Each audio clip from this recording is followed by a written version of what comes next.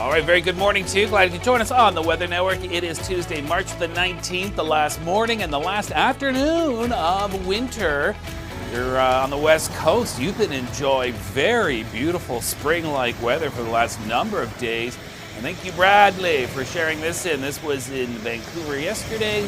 12 degrees at the airport, warmer inland. And from one shining sea to another, this is over at Lake Erie in Port Stanley. Thank you, little beach lady. Temperatures have certainly fallen and will stay that way this week. And then we'll go to the calm waters in Halifax. That looks nice there. The time lapse of the beautiful blue skies, some cloud cover. Oh, so glad you could join us on the Weather Network. All right, by the way, spring will be arriving overnight, just at 12:06 a.m. tomorrow morning in the Maritimes, 12:36 in Newfoundland.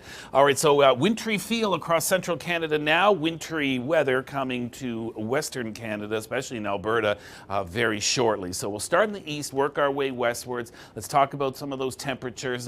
Generally above the freezing mark for the east coast, scattered snow showers, perhaps even a little more towards PEI, portions of Cape Breton, eastern areas of New Brunswick and western Newfoundland. Just a little enhancement off the Gulf of St. Lawrence for today. Meanwhile, fairly dry weather, but cool across Quebec. You've got your storm system along with New Brunswick in terms of the heaviest snow. That'll be arriving more so Wednesday overnight into Thursday. Now, that will likely change over to rain showers in Nova Scotia and PEI in southern New Brunswick, but heavier snow for northern areas of New Brunswick towards Quebec City, Beauce, eastern townships up to the Gaspé. 15 to 20 centimeters of snow is in the forecast through Thursday, so dicey conditions there.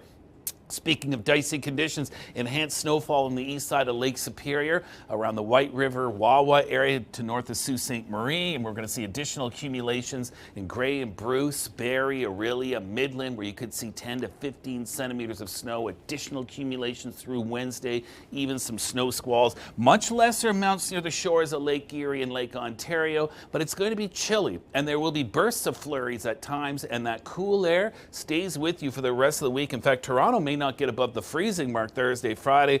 Ottawa as well, Sudbury and Thunder Bay. Again, dressing, we got to make sure we got the scarves, the toques, the mittens. We're going to need it. And you'll need that and a whole lot more, anywhere from Churchill, York region of Manitoba towards Arviat, the Rankin region, the Rankin Inlet. Blizzard warning continues, and along with blowing snow, wind chills near minus 40 right in through the afternoon, so very cool conditions. Now across the west, we get the high pressure. That's what's bringing you the warmth, but that's Pacific moisture getting steered in, and that is going to collide with cooler air that will be eventually working its way down towards southern areas of Alberta. So today, not as warm as yesterday. The winds are turning around, and I'll talk about the snow coming in and time it out for you. Still very warm in southern areas of British Columbia, but the north not nearly as warm. So let's talk about that snow. So tomorrow morning will look a lot different than this morning in central and southern Alberta. In fact, anywhere from the Rocky Mountains, the Elbow region, all the way to the Cypress Hills in southwestern Saskatchewan. This is where this boundary is going to set up shop. It's not going to move much. If you are in Edmonton, this is not a lot of snow, maybe 5 centimeters by Thursday or Friday, but far more than that further south. Great for agriculture, but it will be disruptive to travel.